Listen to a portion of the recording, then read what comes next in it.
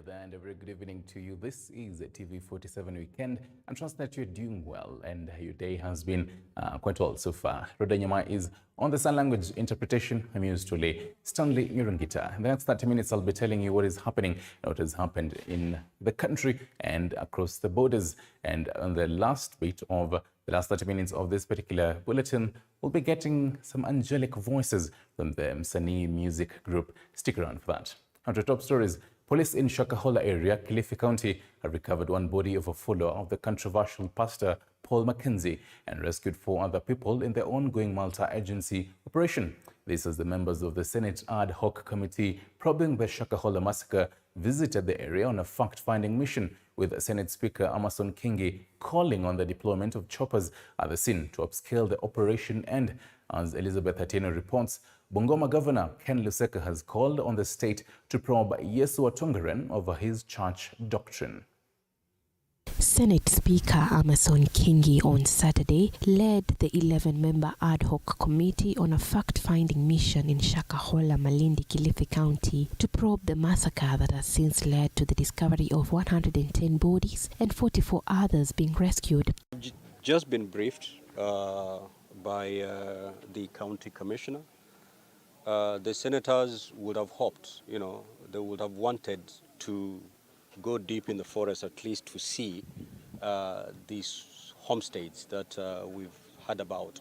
But we've been advised that the terrain and because of the weather, the roads are not passable. The senators are now calling on security agencies to release choppers and drones into the 800-acre land to help in the search of more survivors. So it was the feeling of the senators that we need to get choppers to come and comb aerial combing of this area, so that if you locate any life, then the chopper can easily land and rescue that person. You can imagine today you're here and operating a drone that goes several kilometers away. You'll be able to see the person, but rescuing that person may take hours, days, or weeks. Coast Regional Commissioner Rhoda Onyancha, while giving the daily media brief at the Shakahola Command Center, said 4 people have been rescued and 1 body retrieved today. The decomposed body was found deep in the forest and is believed to have died as a result of the deadly fast, while the 4 survivors were rushed to Malindi Sub-County Hospital as they were emaciated. Up to this time that we are going on here, we've had 4 rescues, 2 male and 2 female adults, and unfortunately 1 body of a male adult. Human rights activists are now questioning the sudden drop in the number of retrieved bodies, further criticizing the barring of media from accessing the forest. We are getting 5 from day 1, from the day they stopped this media presence. We got number 5 bodies. The numbers kept changing to 8. Today we are being told there are also 5. I will be arrested, but it does not matter. What really matters is the people must be able to know what is happening in Shakahola. Following the Shakahola massacre in Kilifi County, Bungoma County Governor Kenneth Lusaka is now calling upon responsible agencies to investigate Eliud Wekesa, the self-proclaimed Jesus of Tongaren, arguing that the western part of Kenya has been prone to indoctrined preachings. Sasa hii watu wanakitokeza kusema ati Yesu wa Tongoreni, wanatokezea wapi? Kwa hivyo sisi tumesema hii watu wote washikwe na wahojiwe ili tuweze kujua hii confusion inatoka, because we must give direction to our people. On Friday, the Kenya Red Cross Society said over 410 people, including 227 children, believed to have joined Mackenzie at Shakahola Farm, were still missing. The discovery of mass graves in Shakahola Forest near Malindi last week has left Kenyans reeling in shock, with the government warning that the death toll, currently at 110, could rise even further. Elizabeth Atieno, TV47. On the same matters, the arrest of the controversial preacher Paul Mackenzie and his accomplices following the mass killing and secret graves in Shakahola has left many with unanswered questions. How was he able to carry out the heinous act without the knowledge of the security officers on local leaders in the area? And how was he able to convince his followers, who are said to be spread across the country? Our reporter Violet Oma has visited a family in Kakamega County who hopes to meet their 2 children who are still missing after they joined Pastor Mackenzie Church. It is about 1:30 p.m. when we arrive at Benson Mutimba's home. The joy and laughter that filled this homestead has vanished. Mutimba remembers vividly how his 4 children left home for school, never to come back, only to find out later that the controversial preacher Paul Mackenzie was hosting them in Shakahola, Kilifi County. Na sasa ile mimi nimetoka, mama niambia alikuwa akafungua kwa TV akaoneshana wenzake, then wenzake wakakuwa na uoga kwenda shuleni. Ile shule alikuwa na ile siku alikuwa anafungua Jumatatu wa kwenda, Tuesday ndo alienda kama nimewaforce. Jananga alichoma documents zake za university zote, akachoma hata za ndugu zake zote. Birth certificate ya kuchoma hiyo ndio alimpelekea. Who took them there? Why and how are the questions that linger in their mind. However, the story is replicated in several homesteads, with Kenyans still reeling in shock following the devastating revelations about Pastor Mackenzie's church's doctrine. Although the distance between Kilifi and Kakamega's Mwitoti village is over 700 kilometers, villagers in this little-known village have felt the brunt of the tragedy. Tracking ya simu, mara police station kuandikisha na statement na nini, akagundua kwamba wako Malindi kwa Pastor Paul Mackenzie. This grave of their former 2 son, who was recently buried, has opened fresh wounds, and this family fears that the other 2 children may be no more, and maybe, just maybe, are buried in the graves dotting the vast forest. Waliza pia hawakujibu, so wamekuwa tu reserved hivyo, hawakuwa naye niambia kilichotokea kule na walichokuwa kipitia kule Mombasani au Malindi. Ati kufungua mdomo, sasa mimi nimeshikana tu pamoja hivi. But now, unfortunately, akaenda. The distraught father says the deceased, together with his siblings, joined Mackenzie's church in the year 2019. Mutimba says his efforts to free his sons from Mackenzie's clutches bore no fruits even after reporting the matter. Na nikaenda kwa ofisi ya governor, nikaenda kwa ofisi ya inspector police Kome, nikaenda kwa ofisi ya director of criminal. After knocking to several doors and visiting a number of offices without help, he opted to travel to Shakahola. Then tukaenda na afisa polisi kwa Land Cruiser. Tukaenda kuona pastor kwa kanisa yake. Kwa sababu polisi na adui mkubwa, sasa wametoroka. Sasa kitu ufanye, wewe rudi police station, nenda kuangalia penye wameenda, nitawachukua nikuletee kwa police station, urudi nao Mumias. Then polisi alisema umesikia? Haya. Tukaingia kwa Land Cruiser, tukarudi station. How Mackenzie managed to escape the arrest after all these matters were reported remains a puzzle. Was he being protected by the who is who in the area and the government? Did someone sleep on the job or just decided to turn a blind eye on what was happening in the area? Kitu ya kuchangaza, pastor vile alishikwa na kaletwa kwa station.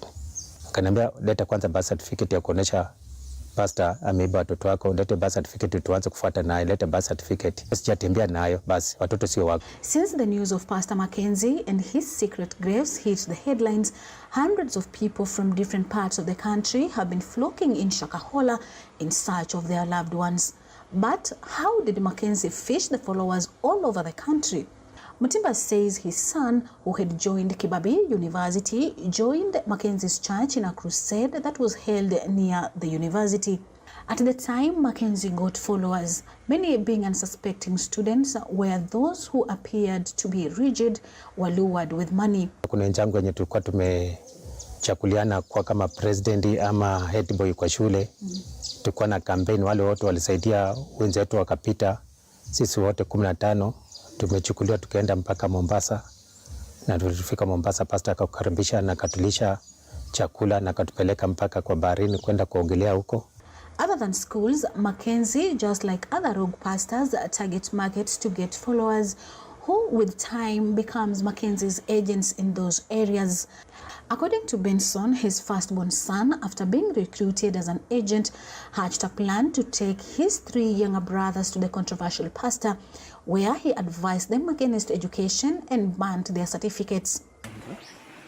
We also visited a home of Paul Mackenzie's assistant Zablon Atanda, alias Zablon Wayesu, in Mushirombe Village, Butere Sub-County. Zablon, who is one of the leaders in Mackenzie's church, was arrested by the police on Monday during a police operation to find Mackenzie's followers who were hiding in the forest. Ni shida gani niingia kwa mtoto yangu, na alikuwa mtoto mzuri, anapenda neno la Mwenyezi Mungu. Ni nini ilimpeleka hii kwa makanisa ya mashetani? His father, Cleopa Atanda, says he learned of his son's arrest through the media, saying that the last time he saw him was in 2016. Mnaita WhatsApp. Akafanya na mnaina. Nikaona kijana wangu pingo ndio hii. The old man wants the government to slap his son with life imprisonment if he still holds on that false belief. Violet Auma, TV47, Kakamega. And televangelist Pastor Ezekiel Odero will be represented by lawyers Dunstan Omari and Cliff Umbeta. Addressing the press this afternoon, the lawyers insisted that their client is innocent and is not in any way linked to the Shakahola massacre. Paul Muniu with more. Mavueni-based televangelist Ezekiel Odero's case continued to attract more attention as more lawyers move to prove his innocence on mass killing allegations similar to what faces the controversial Paul Mackenzie on the Shakahola cult, among them Dunstan Omari and Cliff Umbeta. How does this administration expect to prove this case when they have done no investigation? They have done nothing. These are just mere allegations. Nothing has any proof. On Saturday, some of his followers, accompanied by the lawyers, had paid him a visit at the Port Police Station, where he is detained until Tuesday before the mentioning of his case at the Shanzu Law Courts in Mombasa. According to the lawyers, Pastor Ezekiel is not in any way linked to the Shakahola massacre. A mere transaction between a willing buyer and a willing seller does not constitute a crime. Places where people can be hidden and where people can be enclosed and where people can be abducted and kept do not exist. Regarding the deaths at the pastor's prayer center, the lawyers had this to say. None of those deaths have been reported by the church. It is the family members who bring these people and they report, they go and bury their dead. And none from those 15 people that we have said have died there has died out of fasting. They claim none of Ezekiel's followers have surrendered their earthly possessions in readiness to the end of the world. There are sale agreements, there is payment done, transfers of money to the owners, and there is no complainant, as we are talking, who is saying Pastor Ezekiel has defrauded anybody. There are 15 responses to be presented before the court on Tuesday is likely to determine whether Pastor Ezekiel will remain in custody for additional days or not. Hakuna hata chembe ya ukweli wowote wa yale yote ambayo anasingiziwa, na kile ameniambia cha mwisho ni ya kwamba kama judicial system ya Kenya ni fair, watakuja kumwachilia. Paul Muniu, TV47, Mombasa. Thank you, Abdullah, for that. Now, to matters politics, President William Ruto has read the right act to Azimio coalition leader Raila Odinga, saying he will not allow next Tuesday's street protests, terming them a theatre of chaos. President, who spoke at the start of his 3-day tour in the Rift Valley and Western Kenya counties, dared the opposition to stage them in the Central Business District, telling them to stop what he said was attempting the unattemptable. TV47's Apollo Kamau tells us more.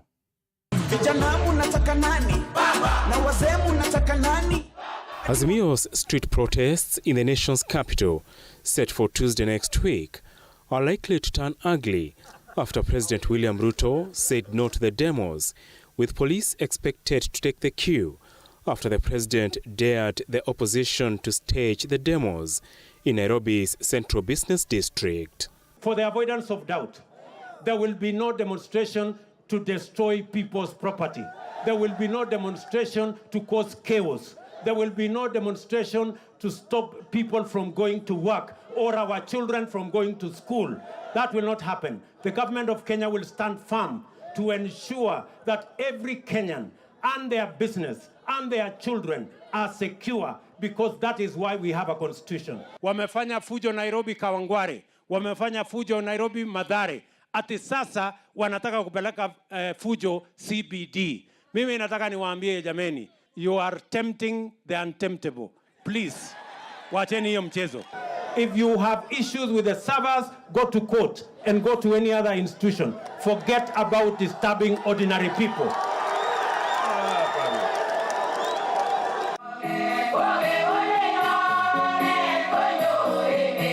President William Ruto, who kicked off a 3-day development tour of the Rift Valley and Western Kenya counties, termed the demos as a recipe for chaos and destruction of property motivated by selfish interest of a few leaders. Si mambo ya uchaguzi tulimaliza? Watu wache mchezo. Na wache madharau. Unajua saa zingine wananipima, wananiangalia ati sijui huyu, hata baba yake hajulikani. Mtajua hamjui.